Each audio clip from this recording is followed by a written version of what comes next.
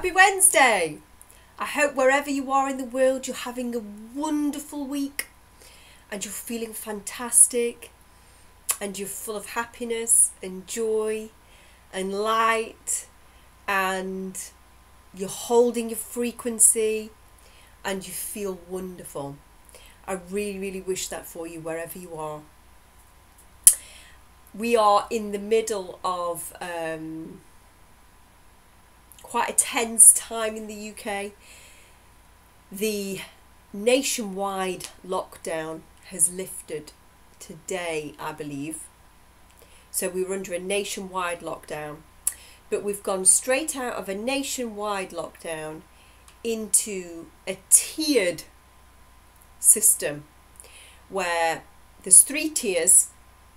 The first tier is quite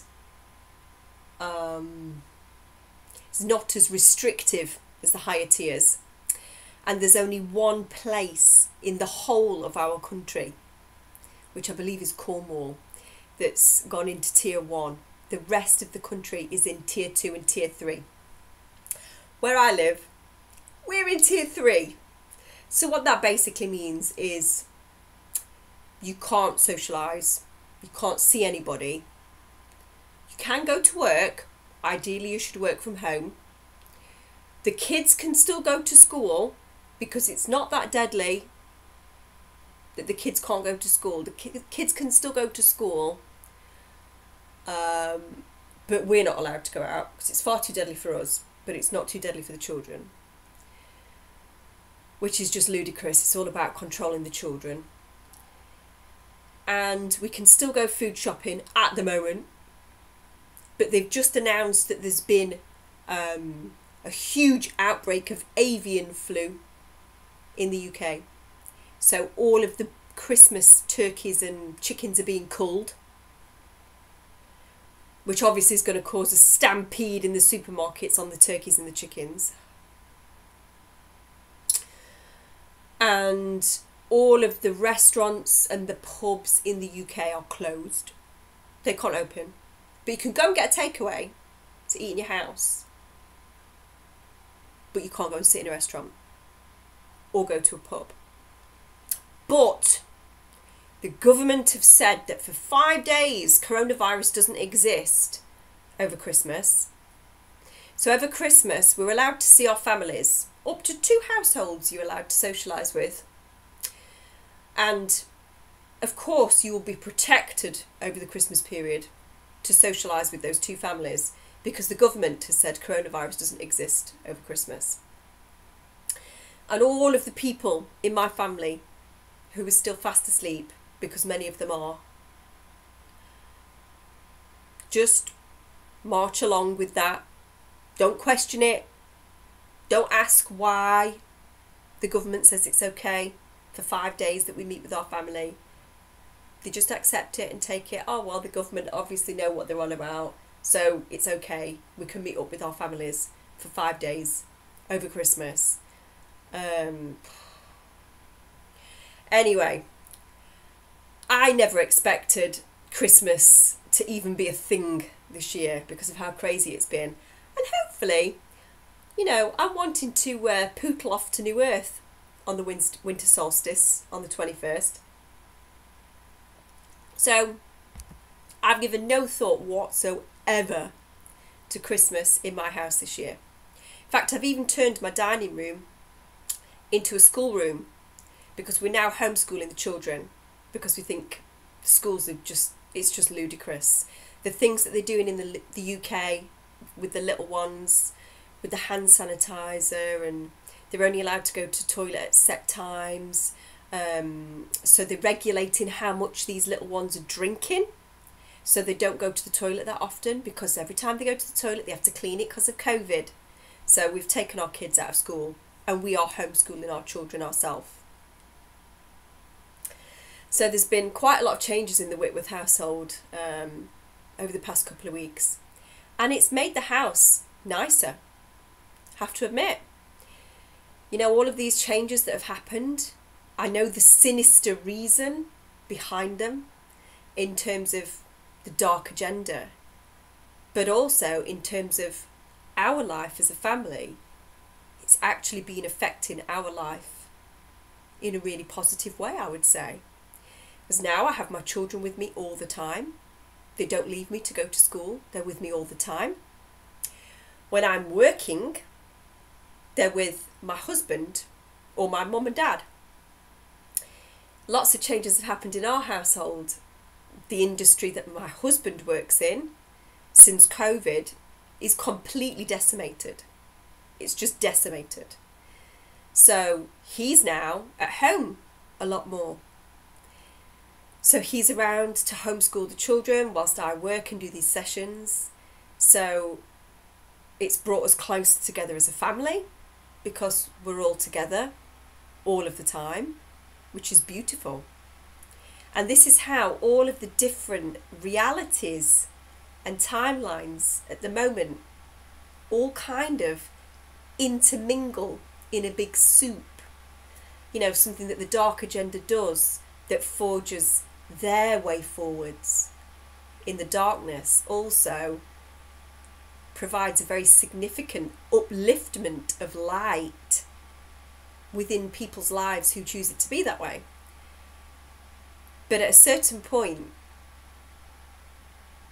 those two different energies are gonna have to part because they can't be in the same space together anymore. And I believe we're building up to that point in time where this separation is going to occur. I've got my Robin cup out for Christmas. That's as festive as it gets at the moment. Merry Christmas. So yeah, many changes have happened in the Whitworth household, and it's had an amazing effect on my husband. Him being at home more, around me more, his crazy wife, around his kids more, he's changing, and he's a wonderful transformation is occurring. I'm going to tell you a little story today about something that's happened this past week. So the other day, my husband was in the room with the kids. He just finished school for the day with the children, and so they were running around and playing in the room. And I was in the bedroom sorting the washing. And our house is very curious. It's all open plan. So the kids ran out of the living room, across the hall, into the bedroom where I was sorting washing. And my eldest says, "Mummy, Mummy, Mummy, we've been sorting out all of the pets in the house." Because we've got quite a few pets now, haven't we? So we've decided that I'm going to get the dog, my little sister is going to get the hamster, Daddy's going to have the chickens, and you can have the fly. I'm sorting the washing and I'm like, "Oh yeah, darling, excellent." The fly? And my little girl's like, "Yes, Mummy, Rainbow, the fly." And I'm like, "Rainbow the fly? Can you tell me more about Rainbow the fly? Who is Rainbow? When did they become a part of our family? And how come I'm the one that ends up with Rainbow the fly? How come I don't get the chickens?" And my little girl's like, "Come on, we'll introduce you to Rainbow now he's part of the family." I was like, "Okay." And so as we're walking into the living room, she's going, "He's so funny. He does breakdancing, you know. That's his trick. He's breakdancing at the moment. He's spinning around on the carpet on his head." I'm like, "Okay." I'm thinking, what the hell am I going to see when I walk in the living room? My husband's just there on his laptop going. Anyway, I walk in and there's this huge fly on the living room carpet. It's still alive. And I remember seeing this fly myself the day before. It flew into my office. And I remember thinking, flipping heck, that's a big fly for this time of year. How is that still alive at this time of year? It's massive. And then never thought any more about it. So obviously, it's landed on the living room carpet, and either my littlest one has had hold of it, and we know what she does to little bugs, or it's just it's just had its life. It's massive and it's at the end of its life. Because as I walk into the living room, it's currently spinning around in a circle on its head, on the floor. Keeps falling on its back with its legs in the air. Then it rights itself and it just keeps on doing it over and over again. So I'm like, oh, so this is Rainbow the Fly then, girls? And they're like, yeah, we love it so much. It's part of our family. And you can have it, Mummy, because you look after the bugs, don't you? And I'm like, okay, I'll have the fly. So I go into the kitchen and I get like, I don't know if you guys do this, but we always save like empty ice cream pots, and we've saved them under the sink, and I put leftover food in it whenever there ever is any leftover food in our house, and they go in the freezer. So I get one of these ice cream pots, take it into the room, gently lift Rainbow up, put him in the pot, and he's still breakdancing and doing his thing, bless him. And the kids have been eating some brownies, and they bring some little brownie crumbs over and they put the crumbs in the pot and they go, there you go, Rainbow, have some brownie. And the fly actually managed to right itself and walk across to one of these brownie crumbs and started to do its fly thing that they do, spitting and ugh. Anyway, so I was like, oh yeah, the fly's fine. Never really thought any more about it. And then I think I walked past it later on that day after we'd put the kids to bed, and I noticed that it was on its back in the ice cream pot, and it most definitely looked as if it was departed. Then I never thought any more about it. The day carried on, went to bed, woke up the next day, and at a certain point the next day I was in our kitchen washing the pots in front of the kitchen window. We've got a very small kitchen window, and I often spend time looking out the kitchen window at the sky, at the stars. I can see the chickens from out of that window as well. So when I'm washing the pots, I'm always looking around. And I've got a spider that lives in my kitchen window that I call Charlotte, from the book Charlotte's Web.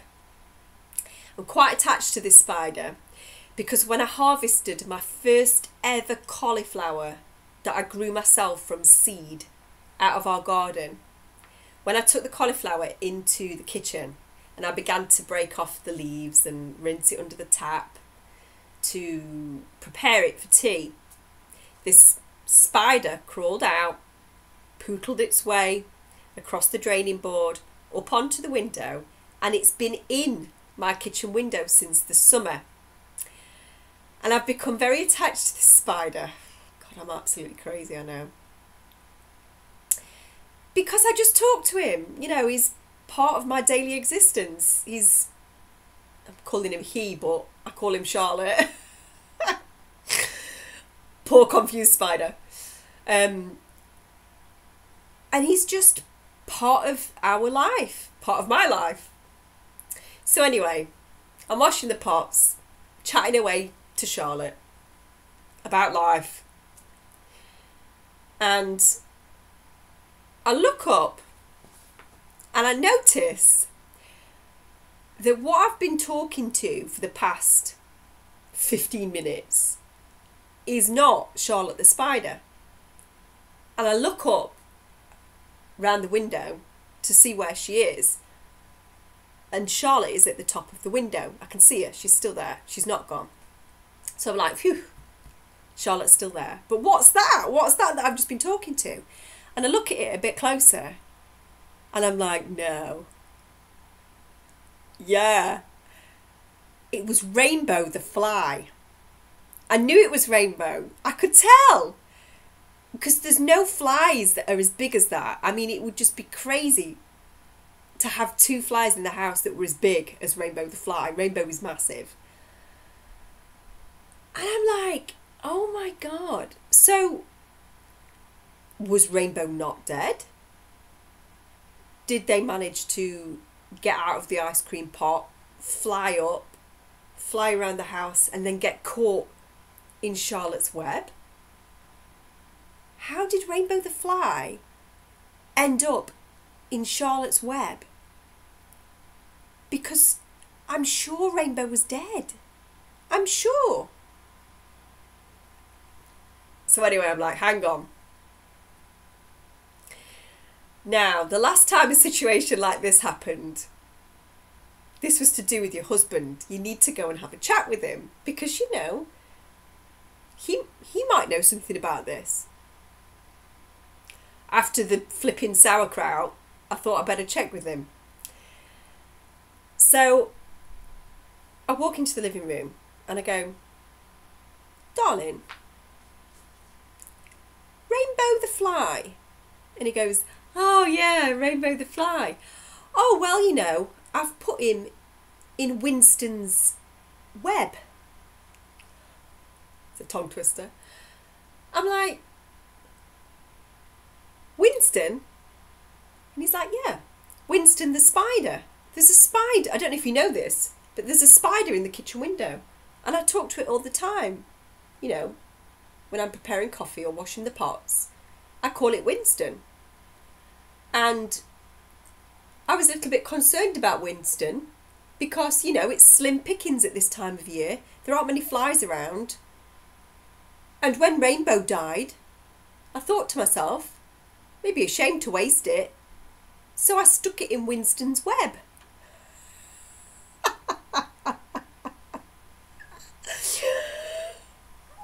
I'm like, oh, so you stuck Rainbow the fly in Winston's web to give him a meal?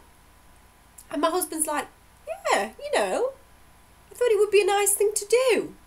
There aren't many flies around in this house at the moment, are there? What's he going to live on?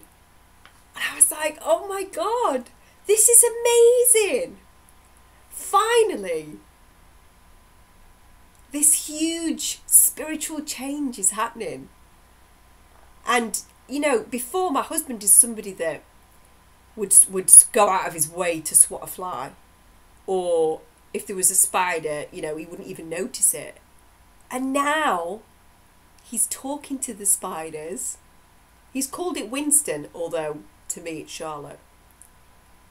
And he's feeding the spider that's in the kitchen window. Like, wow. This wave of love is growing. It's growing and it's affecting people. And people are looking at the world in a different way, through a different lens. Now, it's quite a good thing, actually, that my children do not go in the kitchen. Because I think if they saw the corpse of Rainbow hanging in Winston or Charlotte's web, they would be horrified. But they don't go in the kitchen because we have a baby gate there. It's still there from when they were really, really, really little. And I just don't like them being in the kitchen because it's full of sharp things and there's always pots boiling in the kitchen, things that are boiling hot. We've got a boisterous dog that knocks everything off, so they just don't go in the kitchen. So thankfully, the children have not seen what happened to Rainbow. And it seems that Winston is scared to death of Rainbow the fly because he won't come down from the top of the window. He won't go anywhere near this fly that my husband's put in its old web. In fact, it's made a new web at the top of the window. It's like, I don't know what that is that you've put there, but I don't want it. So at some point we are probably going to have to extract the fly from the window. But not today. I might do that tomorrow. Save that for another day. This is the kind of crazy stuff that occurs in my household. The situations that happen. But I just wanted to share that. Just in case that's the kind of things that happen in your household. And just in case you also are dealing with people in your lives who are currently having spiritual awakenings and are doing the kinds of things that my husband is doing. And it's just wonderful to watch because he would never, ever, ever, ever normally do anything like that. So our house is a really, really nice place to be at the moment. I'm very, very happy. That being said, I will now move on to the session that I picked to share today. I wanted to share something a bit magical, a bit light-hearted, happy, because I believe at the moment we're going through a very, very tough time on planet Earth. There's 1,000,001 videos that I've shared recently about the shift, channeled information, information that's come from people's higher selves, information that I've vlogged. I've been talking about the shift on my channel for 2 years. There's 2 years worth of videos on my channel about the shift. And I did actually, now I'm thinking about it, want to ask you all to re-listen to a fairly recent video that I shared around summertime, I think it was, called The Convergence of the Spheres. I want you to re-listen to that if you get time. If you're bored and you want to listen to something, re-listen to that one. It's called The Convergence of the Spheres. It's a long one, and if you haven't got time to listen to all of it, move it to it so it's about an hour in, and start it from an hour in. Because that one, The Convergence of the Spheres, is about the shift, and it's also about the time period that we're in now. So after the American election. And in that video, it was one of my sessions, so it was a new practitioner, Rachel Hillary, who did a session on me. So it was a part of me that we connected with, who's a fairy, and my higher self, who is a very high frequency purple being that they show themselves as, that's from Alcyone in the Pleiades. And they gave lots of information about what would happen after the American election and how Trump would win, but that Biden would rig the election to make it look like he had won, and that the government would fall, everything would fall into chaos. And the information that comes through in that session is fantastic. But at the time when I put that video up, we were so far in front or behind, whichever way you want to look at it. We were so in a different place. I don't think anybody was even ready to hear that information yet. So I would like to ask everybody to re-look at the convergence of the spheres, or it's the convergence of the realms, something like that. But it begins with convergence. It's a very long video, and it's got some excellent information in it about the shift. So please, if you want some information which is pertaining to this actual time period that we're in now, watch that video. Now, today I'm going to share a video about, this was a really great session, and the reason I wanted to share this video is because in my mind this is what the world will be like on New Earth when we shift. And you know, we might not have to trade, we might not have to barter, because it might just be that whatever we think about, it just instantly appears. At that 5D level of consciousness, we might literally be operating at that level where whatever we want we can have. I don't know till we get there. But if that's not the case, and we're all working together as one team, then we're going to be working together with many, many other different types of beings other than humans. Obviously referring back to that video, The Convergence of the Realms. You know, all of the different realms that are positively polarized are going to be converging. So we're going to be meeting the same timeline and being on the same timeline in the same space as the positively polarized fairies and the elves and the gnomes and the elementals and the mermaids and the unicorns and the dragons and you name it. Sorry for anybody that I've missed out. And I truly mean that. I don't mean to miss anybody out, but you get the general gist. So when we're in this new space and we've got all of these mix of skills and experience and talents that we all have available to us as a new pool of people who are all in the same space, you know, we may be in a position where we can trade with the fairies. They trade with us potions that we would like to use, and we make things and trade them back.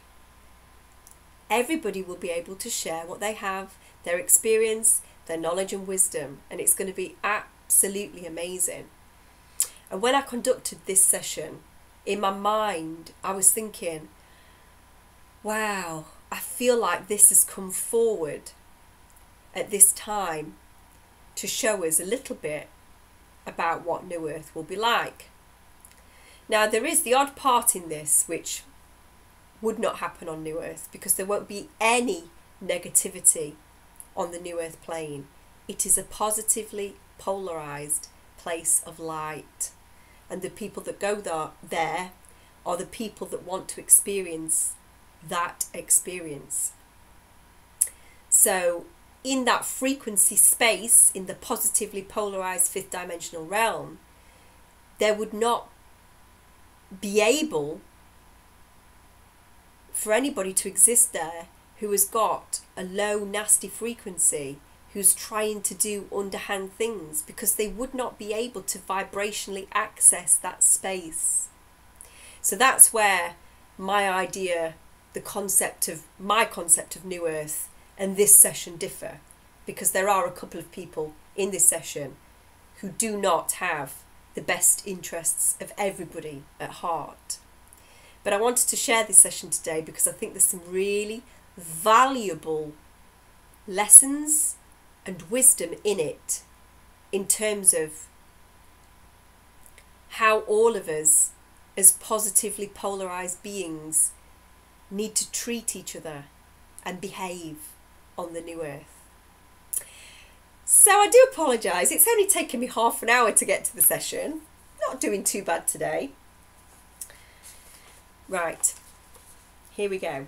So she starts off by saying, I'm starting to see little animals, little squirrels and rabbits.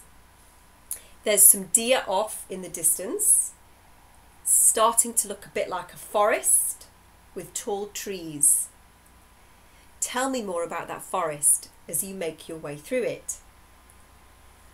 I don't think there's a specific path. It's just like a earth path. I see trees, really tall trees, tree trunks. There are plants along the path as well. There are some little different berries, and I see some wild mushrooms. Tell me more about those. They seem bigger than normal mushrooms, but they still look like mushrooms. I don't know that I want to pick them, but they are pretty cool to look at. And I see a ladybug on one of the mushrooms. Tell me about that ladybug. It seems to have flown down and landed there to talk to me, or to just be in my presence.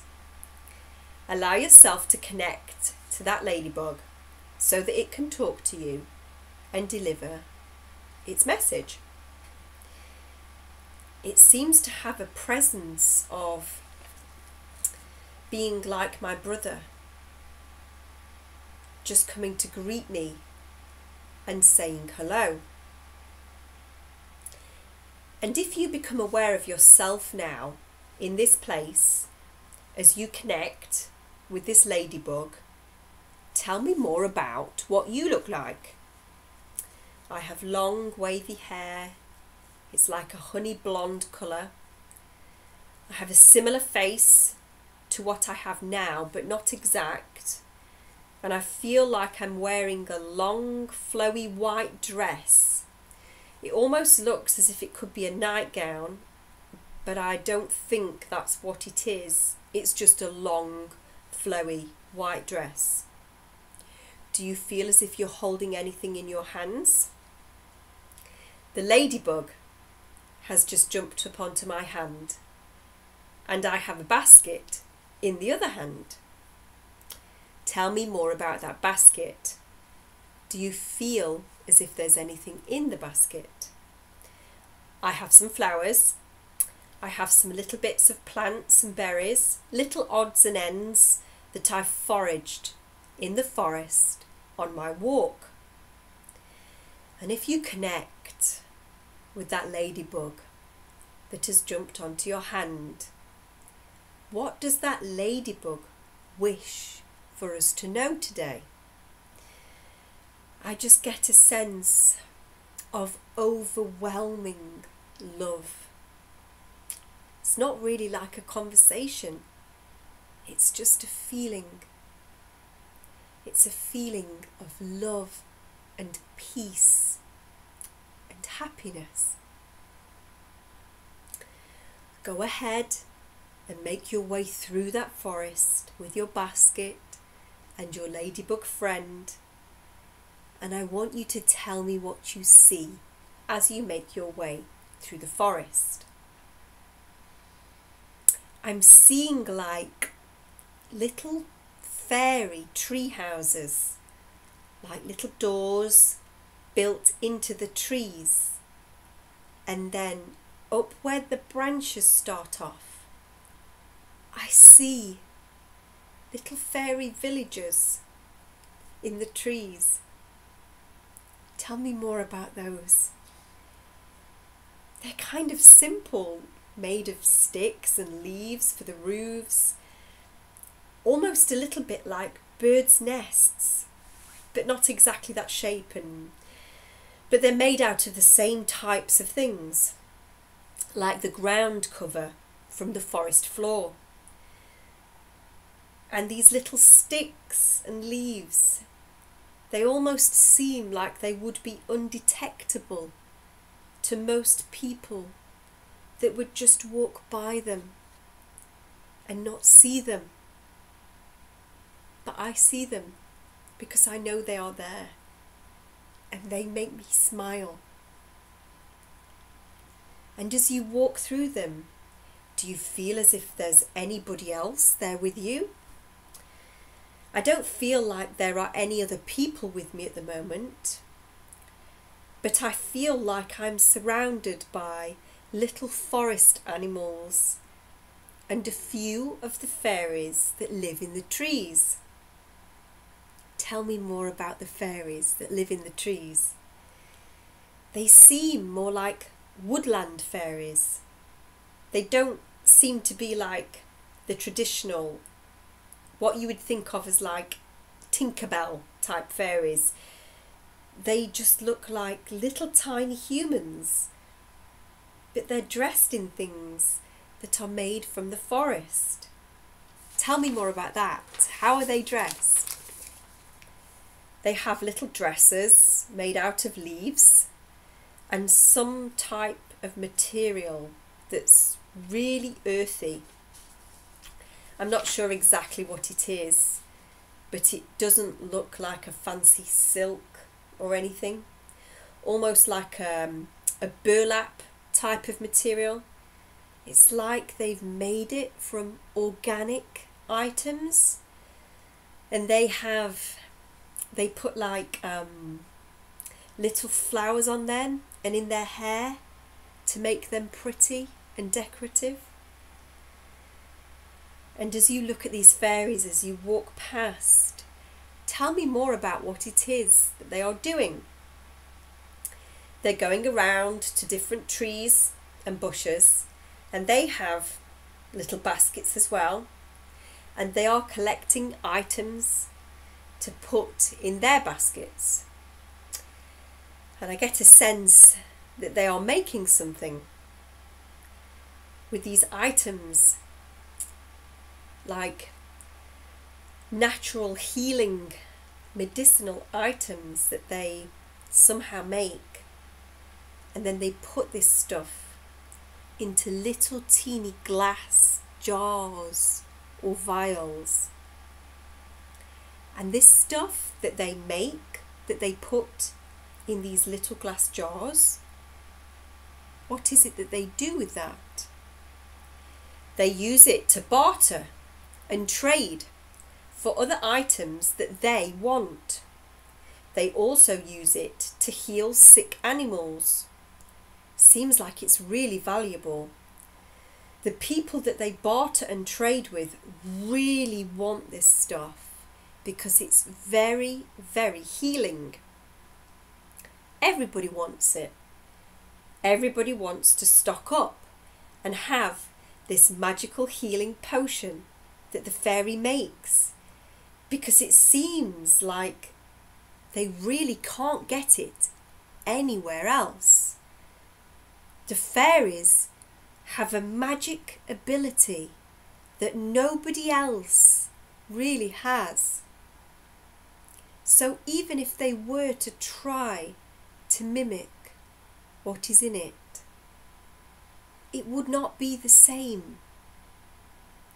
It's like gold, liquid gold.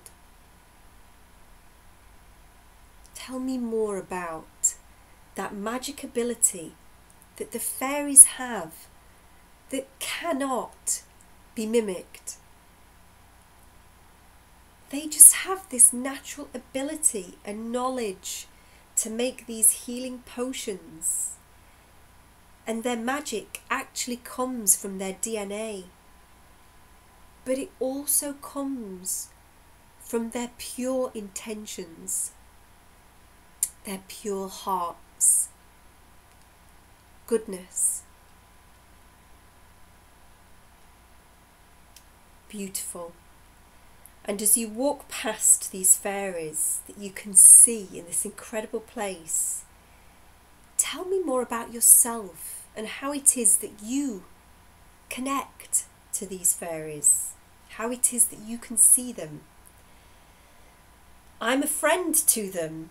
They don't seem to trust a lot of people, but they trust me because they've known me for a very long time. They've known me since I was just a little child. There are a few others that they trust as well, but for the most part, they don't trust a lot of people. How is it that you came across these fairies as a child? Tell me a bit more about that. I would just go walking around in the forest because I always felt a friendly presence with the animals, and I would see the fairies and they would just come and kind of fly around me a little bit, and eventually I think they just noticed that I had a really nice, really good energy about me, and they knew that I could be trusted. Yes. And so they shared their way of life, I guess, and some of their knowledge with me. And they normally would not share this with other people. Tell me more about that. What knowledge is it that the fairies have shared with you? I'm seeing old books. And these old books, they're almost like an old history type book. Not exactly like history, but there's information in them that's specific to them, that's specific to the fairies. They are sacred to them. They kind of seem like grimoires that have healing recipes, healing spells, information about what plants in the forest are good for what, and how to mix and marry these things together. Oh wow, what I would give what I would give to see those books as Laura. And yet something deep inside of me, as I read those words, is moved by them and knows that I have seen those books and knows that I've probably even contributed to them at some point. They're so sacred, those books, to the fairies. I see. So these books contain the recipes and the spells that the fairies use. And they tell you more about what plants that you can use in the forest to help heal. And with this information that you have been allowed to see by these woodland fairies, tell me more about what it is that you have done with that knowledge. I'm using the knowledge to help them and keep them safe. And I take these healing potions in these little jars that I collect from them, and I put them in my basket and I take them to town. It's kind of like a farmer's market, and I use these potions to trade for things that the fairies want at the farmer's market, like different fruits and seeds and material things that they need. And at this farmer's market, who is it that you trade with for these fruits and seeds? Tell me more about that. I see people kind of dressed in a Renaissance type clothing, but I'm also seeing that some of these people are not exactly all human. I can see that some of them have like a human head and torso, but then they have goats or deer's legs. They have hooves, but they are walking upright. They're not walking on all fours. They have arms and hands and everything like that, but it's just that they have a tail and they have hooves, and their ears are like animals' ears, like deer ears. They're not floppy, they're like stick up, but they have fur on them. But other than that, they look human and they talk. And it's these people that you trade with at the farmer's market? Yes. They all have different stands, they sell different things. Some people sell apples and pears, another will sell corn and potatoes, and then there will be stands where people sell homemade soap. Then somebody will have like little handmade material of some sort that people make clothing out of. Some people have homemade jewellery, things of all of that nature.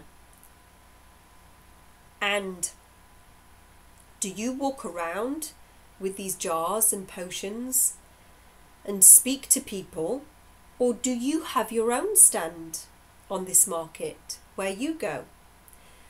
I don't have my own, but I will help out if I'm needed.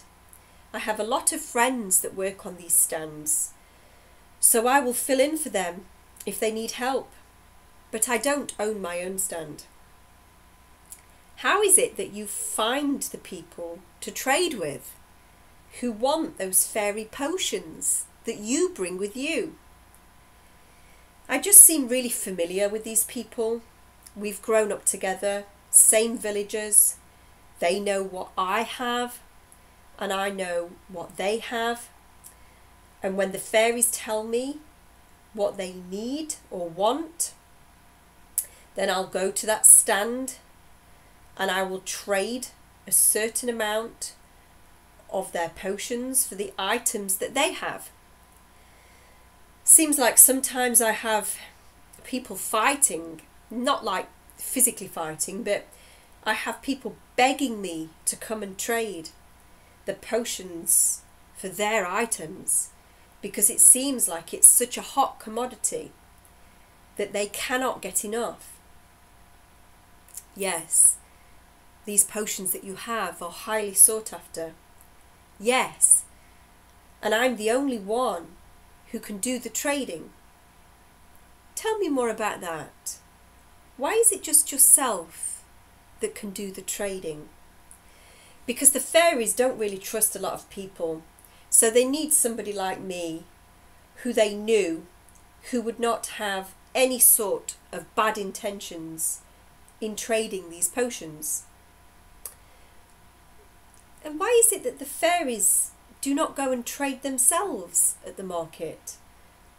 Why is it that they need someone to be that bridge between them and the people at the market? And so they use you. They could do it. They have done it in the past. But it seems, I feel, that they are putting themselves in danger when they go over there. Because not everybody is filled with good intention. And there have been times when fairies have been taken and trapped. I see. Because some of these people thought that if they could capture a fairy to keep for themselves, that they would have a constant supply of this potion. But what they didn't realise is that if the fairy is trapped and feels unsafe, that they are not going to be any good to these people who wish to use them. And some of these fairies have been hurt badly. A few of them have been killed. And it's just for their safety that they do not wish to go out and do the trading anymore if they don't have to. And so they use me. And so you do the trading and you take back what they want to them. Tell me more about what happens when you take the berries and the seeds and the materials that they wish to have back to them. What happens then? Each fairy or each group of fairies has a specific job to deal with specific items. So like some of them will get the berries and some of them will get the seeds, some of them will get the material, and they each do what they do with it. And then there are other fairies that collect those extracts and the powders and whatever it is that they make, and they put these together. And these ones who then put them all together, they make the potions. So they all have different kinds of specific jobs to do. They all have specialities in what they do. Yes, I see. So they all work together. And each role that each fairy plays, together, they are able to produce these potions that are so highly sought after by working together. And tell me more about what it is that these potions do. They're very healing.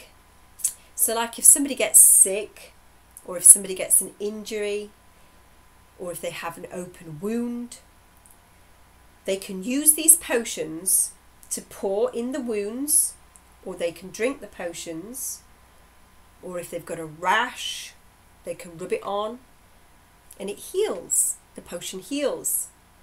These potions are good for many, many things, and nobody else has been able to create anything quite like it. That's why it's so sought after. It's very, very healing. It has a good, loving, positive energy and vibration to it, and that is why it heals so well.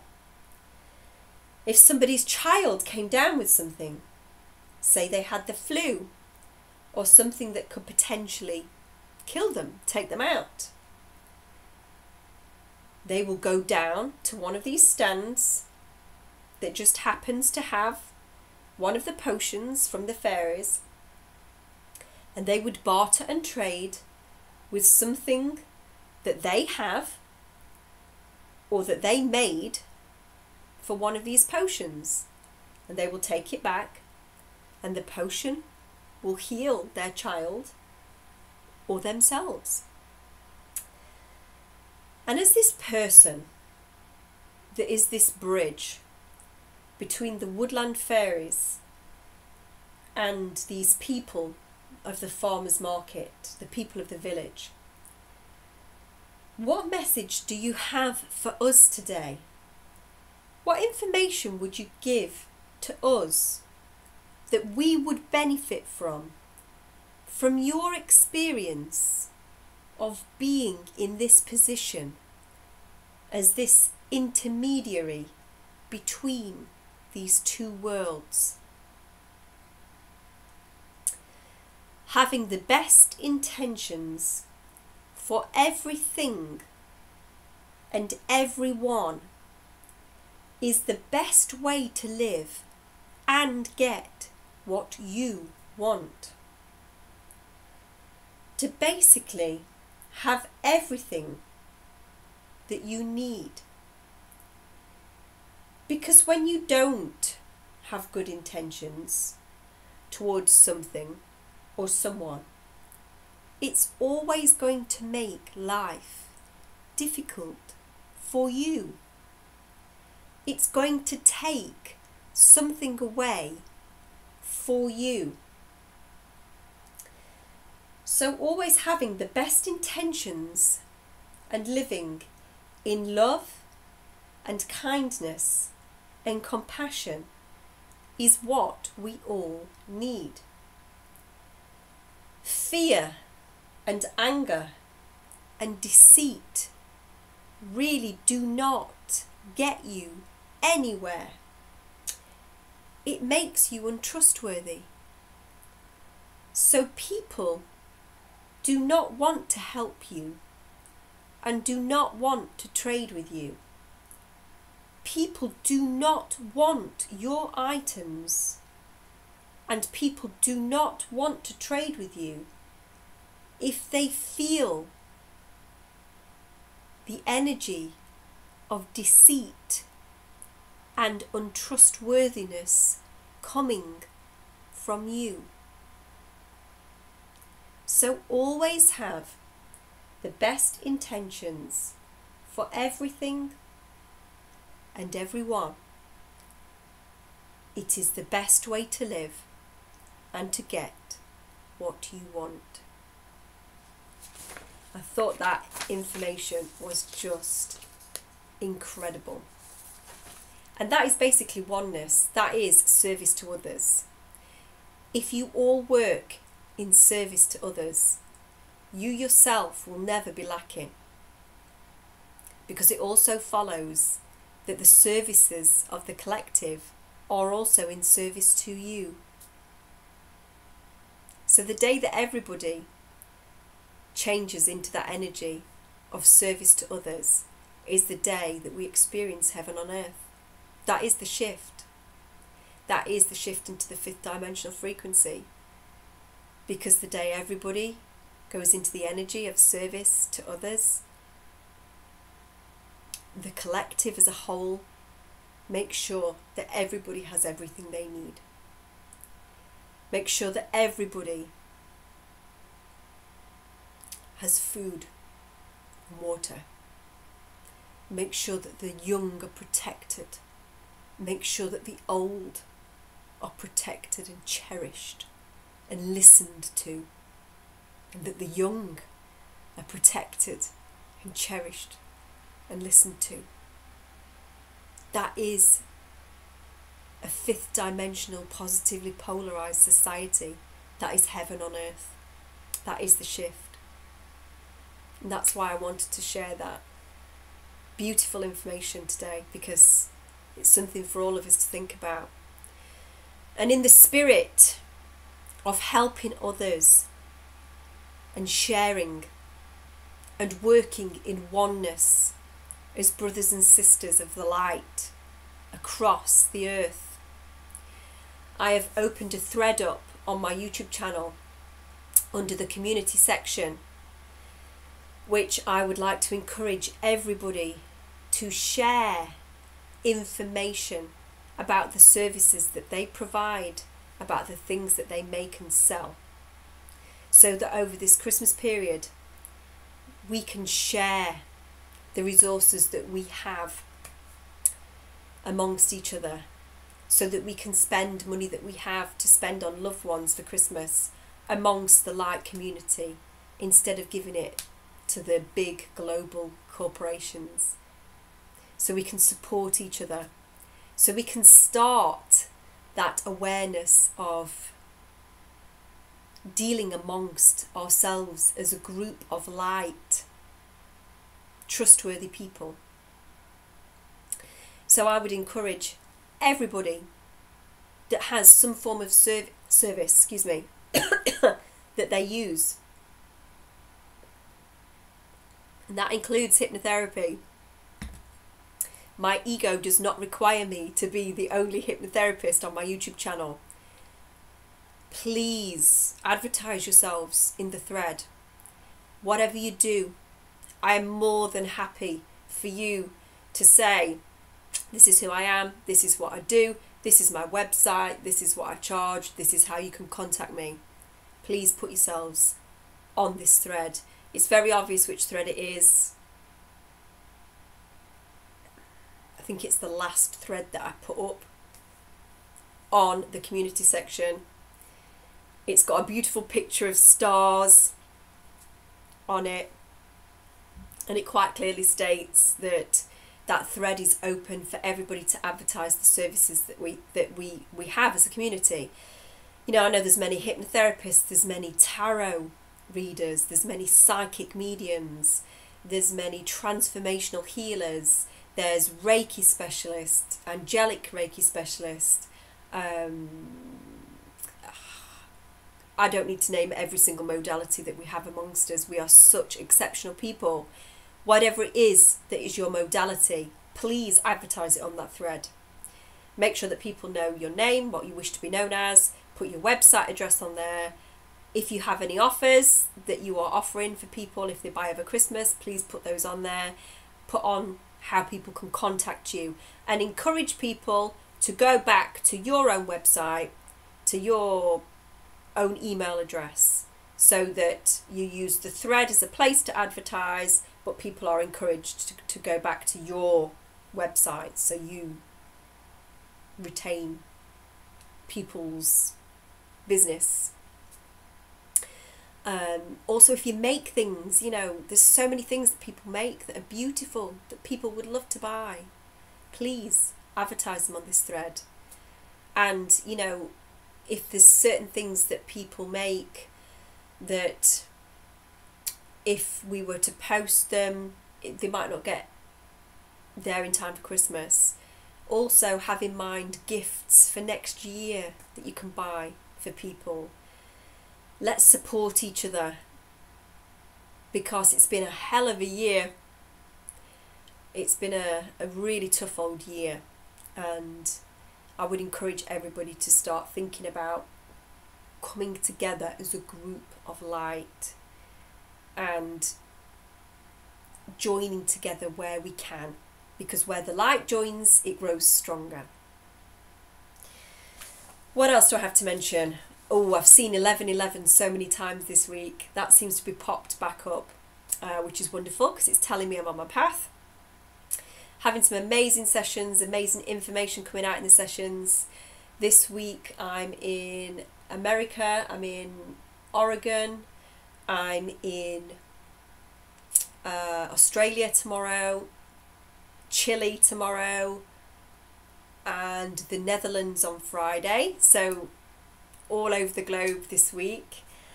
I've only got one session left in January, which I believe is Thursday the 29th.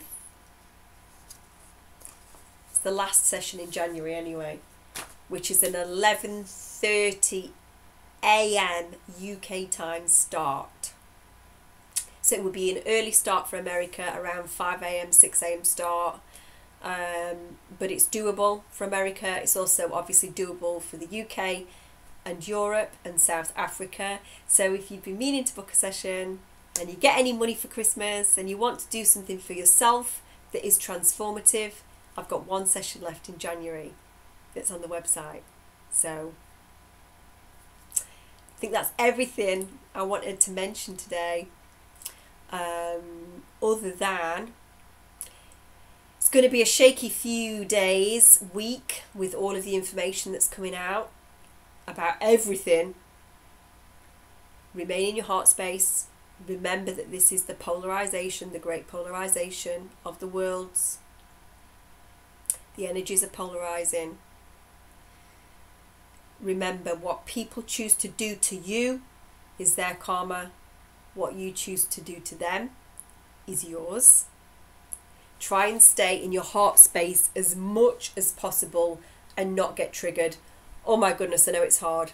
I've been triggered at least twice this week over things that are very triggering for me. But managed to keep a lid on it. So just keep vibrating high, guys. We have got to be coming to the point in time soon where the energies polarize to such a point that they split into 2 dimensions. We have to. It's the law of the universe. We have to. Both factions, service to others, service to self, have to be allowed to continue in their method of chosen polarization. So we have to be allowed to split. But things have got to get really, really bad before that split occurs, because the 2 energies have to polarize to peak polarization. So if that's the case, think about what would peak polarization of the darkness be. Well, the darkness being the darkness want control. And if they feel that they're not going to have control, then they will exert control over the things that they do feel they have control over. And as we know, many of the food companies, many of the water companies are owned by the darkness. What's peak polarization of the light? Love, kindness, and oneness. Once we experience that on earth, the peak polarization of those 2 energies on earth, that is when the split will occur. No matter what date, no matter when it finally happens, that is what will cause it.